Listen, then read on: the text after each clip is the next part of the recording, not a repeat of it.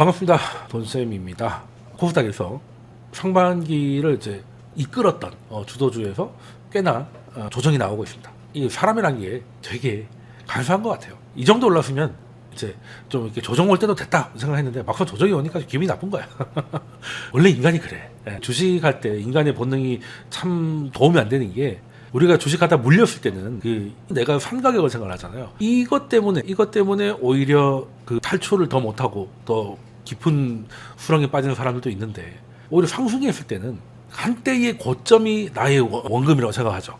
내가 3만 원 주고 샀는데 예를 들어 지금 5만 원이야.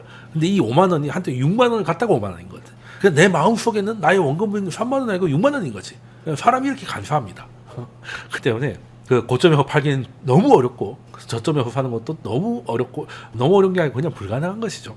주식에서 돈을 벌겠다고 하면 그거 하나만큼은 버려야 될 것 같아요. 뭐 탐욕적이면 안 된다 이런 얘기 하잖아요. 그러니까 뭐가 탐욕이겠습니까? 저점에 사서 고점에 파는 게 그렇게 하고 싶다는 게 탐욕이잖아요. 그게 안 된다는 걸 말로 하면서도 그런 마음을 갖고 있잖아. 거기서 자유로워지는 게 이제 제일 중요한 겁니다. 불교에서 무아의 경지로 간다는 게 그 나라는 상을 버려야 된다는 거잖아요. 근데 주식에서 나라는 상이 뭐냐? 내가 버려야 할 그 상이라는 것은 물렸을 때는 내가 산 가격, 그리고 수익 중일 때는 고점.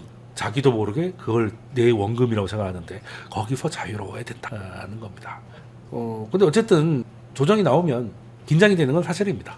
이럴 때는 이제 대가의 도움을 좀 받아야 되겠죠. 개인 투자자로서 참고할 만한 사람 중에 이제 최고의 한 명은 역시 윌리엄 오닐이 아닐까. 그 유명한 저서 최고의 주식 최적의 타이밍, 이 책에 보면 윌리엄 오닐이 팔아야 될 때를 어떻게 판단하느냐를 이 책에서 소개를 하고 있거든요.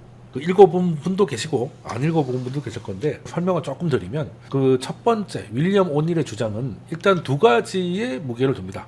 일단 가격 움직임, 그러니까 펀더멘탈보다는 그 가격 흐름을 더 중시하는 게 트레이더잖아요. 왜? 펀더멘탈은 빨리 바뀌는 게 아니니까. 정확도는 없지만 속도가 느리잖아요. 실적이라는 거 우리가 받아보는 게 3개월에 한 번의 실적 발표잖아. 그 3개월 동안 주가는 얼마든지 움직일 수 있는 거기 때문에.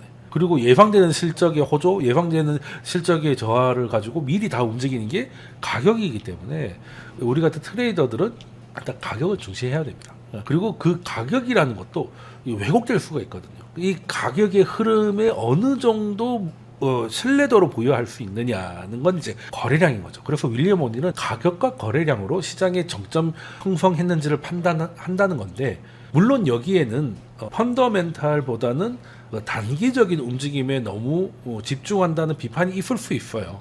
그렇긴 한데 좀 전에 말씀드린 대로 펀더멘탈적으로 판단하기에는 너무 오랜 시간이 걸리고, 가격이나 거래량은 1단위로 우리가 받아볼 수 있는 정확한 숫자가 있기 때문에 빠른 판단을 할 수 있다는 거에서는 굉장히 요긴함이 있다. 그래서 저는 가장 중요한 거는 역시 가격과 거래량이고, 이 역시 나중에 펀더멘탈이 이를 조정하고 있겠지만 일단 가격 흐름을 무시해서는 안 된다 생각을 하는데, 자, 그러면 윌리엄 오닐이 주가의 정점이 형성될 때 어떤 게 두 가지 사인이 있다고 했는데, 첫 번째가 차익 실현 매물이, 쉽게 말하면 최근에 좀 많이 올랐잖아요.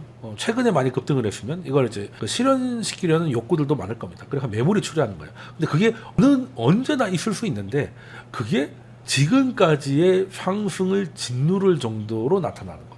그러니까 차트로 설명을 드리면은 계속 상승을 하다가 거래량은 터졌는데 주가가 못 가는 거예요.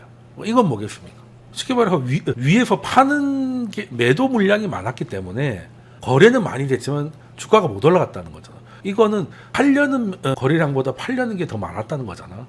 그러면 첫 번째, 일단 쉬어 가겠다는 차익 실현 매물이 나왔다는 걸 좀 판단할 수 있는 것이고, 그것 때문에 잠깐 조정이 오잖아요.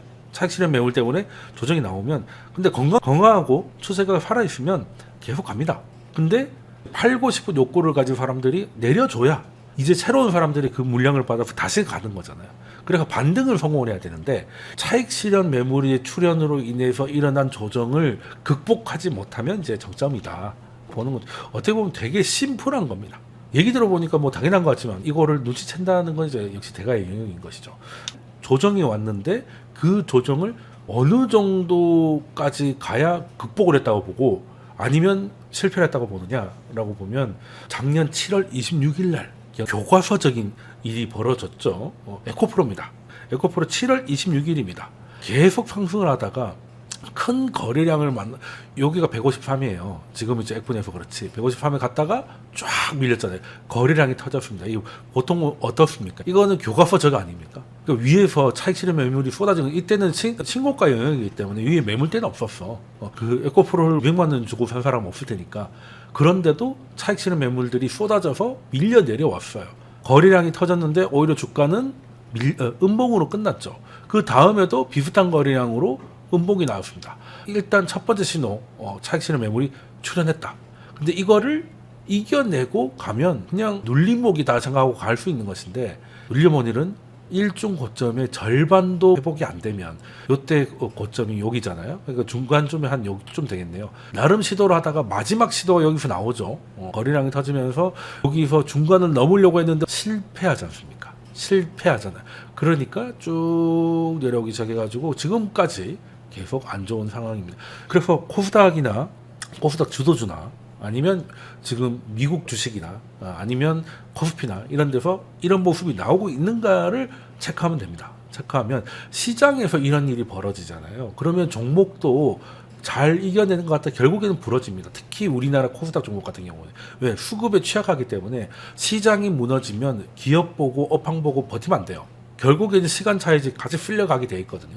미국이나 되면 거기 한 종목이 웬만한 나라 시총 정도 되니까 한번 생각해 볼 만도 한데, 그 미국조차도 위험한데 한국에서 그렇게 버틴다? 위험한 겁니다. 시장에서 돈이 빠지고 있다는 거거든요.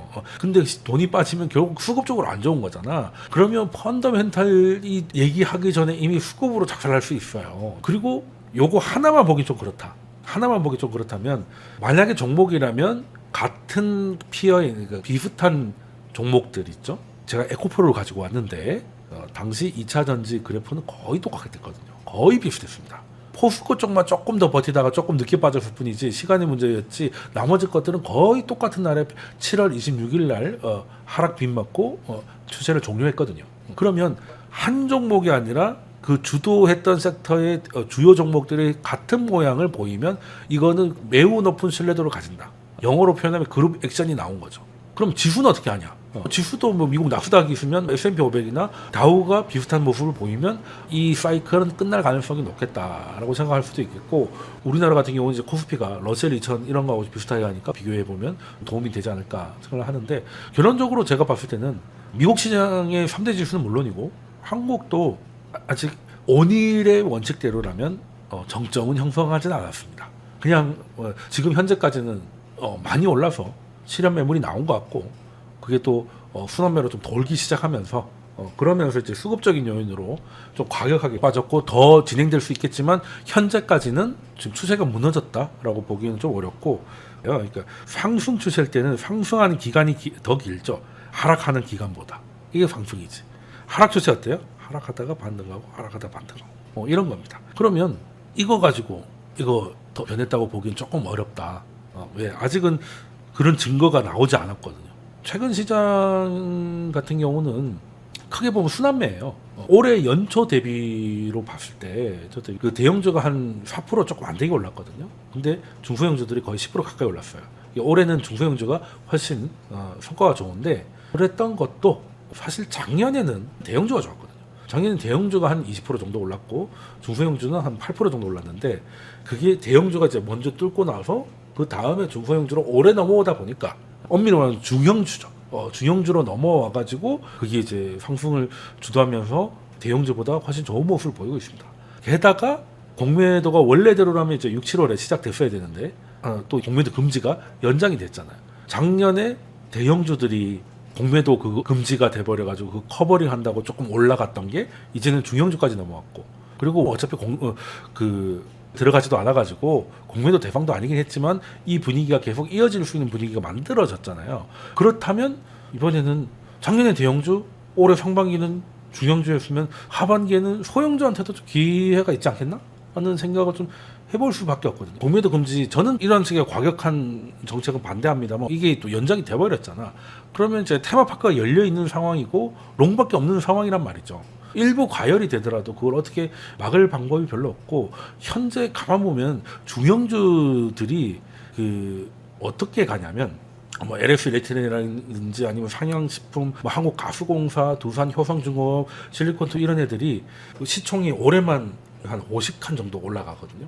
그러다가 이게 어떤 느낌이냐면 HD 일렉트릭이나 엔킨 같은 애들이 어느 정도 올라가다 보니까 그 MFCI 포함이 돼가지고 그 패시브 자금이 들어오면서 막 그러니까 거기까지만 끌어올리면 패시브가 들어오니까 그때 엑시트하자 뭐 이런 뭐 작전들도 있었잖아요. 그런 기대감과 가능성이 아직 시작이 남아 있다는 거죠. 물론 그런 아이들이 공매도의 대상이 될 수도 있었는데 공매도가 지금 막혀 있잖아. 그러면 지금 아까 얘기했던 그 아이들도 조금만 더 가면 지수에 편입돼가지고 패시브 자금을 받아서 체급 자체를 높일 수가 있게 되거든요. 그러면 이 가능성이 아직 살아있기 때문에 그 시장에서는 이런 먹거리를 그냥 끝내지는 않을 것 같다. 어떤 종목이 어디까지 갈지는 뭐 알 수 없지만 아직 그 뭐 엔킨, 현대일렉트릭 이런 같은 케이스를 바라고 있는 중형주들이 그대로 있고 그 분위기가 살아있으면 소형주들도 나쁘지 않을 것이다. 왜 남아있는 게 순환매상 소형주니까. 그리고 금리가 어쩌다도 내려갈 거잖아요. 그러면 금리가 내려갈 때는 주로 중소형주들이 실적도 실적이지 멀티플 올리기가 좋거든요. 아무래도 좀 작은 회사들이 힘들었을 거 아니야, 고금리가. 그러면 금리가 내려가면 금리가 올라갈 때 힘들었던 만큼 쉬워질 거 아니에요. 그러면 멀티플 높이가 쉽지. 지금까지는 뭐 수출이라던가 이런 걸로 실적으로 끌어올렸는데 이제는 이제 멀티플 기대감까지 넣을 수도 있는 애들이 나올 수도 있다 것이죠. 근데 물론 그것들이 많지는 않을 것이고 또 과격한 움직임이 있을 거기 때문에 시장 자체를 끌어올릴 수는 없겠지만은 만약에 잘 잡으면 기회가 되지 않겠나. 잘 생각해보면 중형주들 달릴 때 먼저 탄 사람들이 임자잖아요. 계속 올라갔으니까 지금 뭐 조정이 그 사이 한 2번 정도 있었던 것 같은데 지나고 보면 다 우순 정도의 조정이었어요.